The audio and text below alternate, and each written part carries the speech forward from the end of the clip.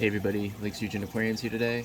Got a cool video. I want to redo my Oase canister maintenance video because I think it would be better if it was a little bit closer. I think my last video was a little far away. You couldn't really see what I was doing in the filter itself, so I was going to try and set up the camera in this fashion and kind of work on that filter so you guys could really see what's going on in there. But the reason I'm taking my filter apart today, I think I'm really going to just focus on the pre-filter. Your pre-filter gets clogged up and that can reduce flow sometimes. You might hear your machine kind of purging air or something like that. So you might just hear it sounding a little weird, or you might see reduced flow. So when that happens, you just kind of do some maintenance on the pre-filter, and that's kind of what I'm going to show you today. And if the filter looks atrocious, I might dig into the whole thing. So we'll see that. So I'm going to open up the hood here, what's underneath my aquarium, and get that guy out. So I got the camera kind of focused on the filter so you can kind of see how it works when you're taking it apart. Unfortunately, one of my tabs is broken right here, so that kind of sucks, but it still works. No big deal. So first, you obviously want to unplug everything. It's got a heater in it. It also has the cable that powers the filter itself, so you want to unplug both of those before you do anything, always. So the filter's unplugged. Now the heater's unplugged. And just to make sure, since I have so many cables down here, I always pull them through, make it easy to work with, and to make sure I unplug the right thing. I gotta label these someday, that would be cool. Should probably do that. There's a lot of spiders down here, I hope they don't pop out at me. But anyway, so with this right here, what you want to do is this will cease the water flow to the aquarium, so now it's cut. So you're not going to get any water through those tubes anymore. That's going to hold the little flow. So it stops, and it keeps your siphon too, which I love about these filters. You don't have to prime it again. You just plug this bad boy back in, and then it'll, once you're ready to go, you just slide this open, and it'll start flowing and filling your filter back up. No questions asked, so that's really cool. And now, what you can do, because this has been unlocked, you're able to slide this lock, which is your pre-filter right here. So all you do is you slide that bad boy, and you just pull them out. Easy peasy. So let me adjust the camera so we can see what this guy's about. I just had a spider crawl by me. So we got the pre-filter right here. Really neat little device. You can feel it's really heavy. It has water in it, and the media that's on the tube itself is quite clogged up, and that's why I was running into those issues with the water flow. So all you got to do is you take these little tabs right here and you kind of just spin them. And this is full of water, so I'm going to do it over this.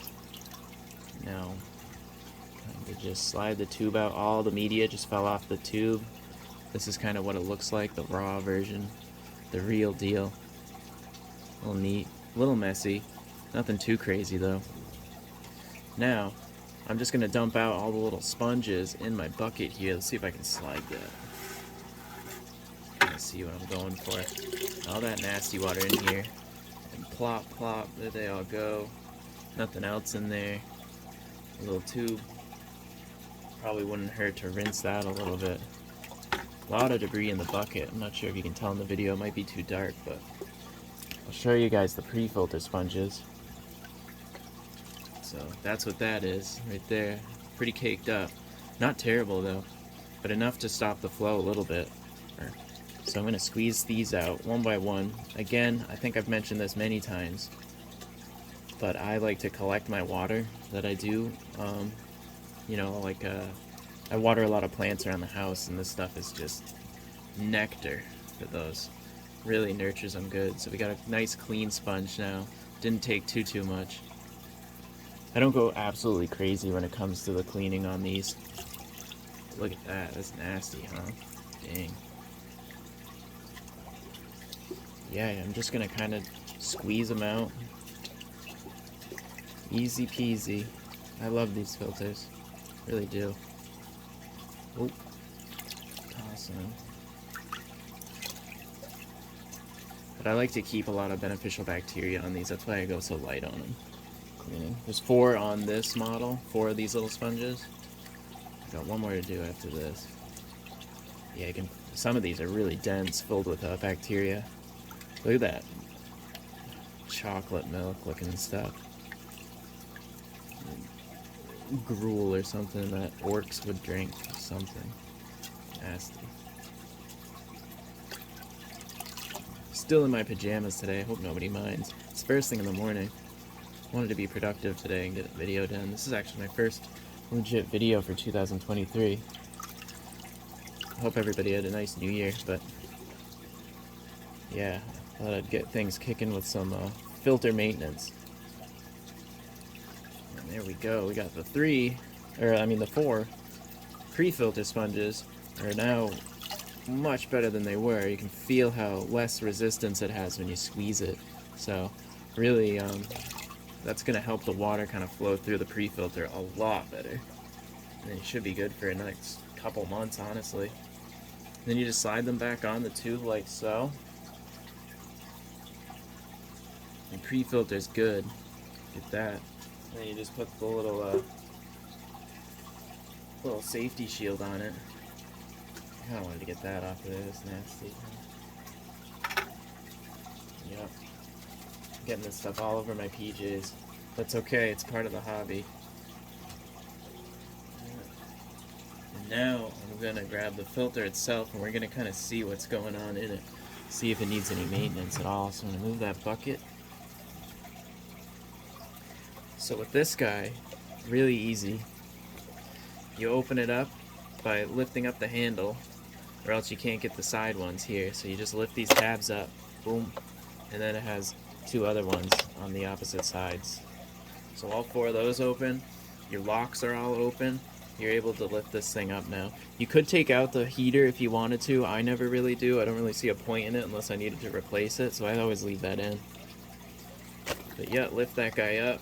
Sometimes it has a little suction. Now is a good time to check your O-rings and stuff like that. You got the O-ring right in this little pocket, this little lip right here. Everything's looking real clear. I mean, it doesn't look that bad at all. So I'll put that there, and then we got the real meat and potatoes. So the first tray has like another pre-filter type of material in it. But yeah, sometimes these trays get kind of suctioned together for being crammed in there. They have these little tabs on the side. Maybe that's what I'm doing wrong. Oh jeez, look at that. User error. Yeah, this sponge is a little nasty. I might as well go all the way and just show the whole process now, huh? So I'm just gonna put this in the bucket now. Maybe we can get both angles. Yeah, same deal, honestly, with all these. I'm gonna drain all the water out as well, just because you're on a timer a lot of times when it comes to beneficial bacteria being alive. It's like 30 minutes or so. I don't know what the true lifespan of it is, but I'm not too worried about it. I'm just gonna dump it out and let the aquarium kind of fill the filter back up with new water, and we'll go from there. So a lot lighter now. You know, again, I don't go too crazy because I like keeping a lot of beneficial bacteria going on those sponges, because that's just life, you know, for the aquarium. That's what your aquarium's used to. Hate to take it all away. I just got the little chalk pieces, little media collectors in here. I never really rinse them out. There's no point. They're doing their thing. Got an empty tray just for additional flow. In the filter itself, I could load that thing up with whatever I want. Honestly, I think what used to be in there was other media, and I used it to jumpstart another filter of mine, or a fish tank. I can't really remember. Might have been one of my clients. More media collectors. These are cool. So they're in a nice little bag. Keeps it nice and neat for you. Not going to do anything with them. Got one more tray that is also empty. So yeah, I got a couple empty trays in here. I don't really have too much sponge material. That's probably why the pre-filter is getting clogged up so much. But, you know, that's just how I'm rolling these days. So I'm going to drain this into another bucket because that's really good for my houseplants as well. And then we're going to start putting it back together. Really quick process. And to put everything back together, you just do everything in reverse. Just line this up. At the bottom of this filter, there's a little, you know, hole at the bottom, like a little circle, and that's where your pre-filter sits. So you're going to line these crescents, these little crescent corners up with that hole, and then you're good to go. And just make sure everything's kind of fits snug, or else you'll have trouble down the line when you're trying to stack the rest in. Make sure everything's flat. These guys can get kind of bulky and in the way, so I kind of press them in. so they don't mess anything up. Slide this guy in. Again, watch the little tabs here, little tabs in the corners. Those guys can get caught on each other when you're trying to stack. That guy's in there. Now we're putting this guy on top. All good, nice and snug. Then when you put the motor back on, the cap piece, you just want to line up the heater now in that circle. I don't know if you can see it, a little dark right there, but yeah, heater goes in that circle. Watch your cables, slide that back in, and then you can put your tabs back up and lock everything. Get it all good to go. All good. Make sure everything's nice and snug. You want to hear those snaps. Now you're good to put your pre-filter capsule thing back in. And with this guy, you want to line up. I just leaked that stuff all over my pajamas. That's okay. You want to line up. You see there's like an open tab right here. You can kind of see it. And there's a smaller one over on this side. Grab the so you can kind of see you got this little crescent and then this little one, and that lines up with the sides. Like there's the long one, there's a short one. You just line those guys back up in here. So slide that guy in, and once they're in that position, you pull this tab. Kind of see down there, you'll see them disappear and get locked in there, so that thing's not going anywhere.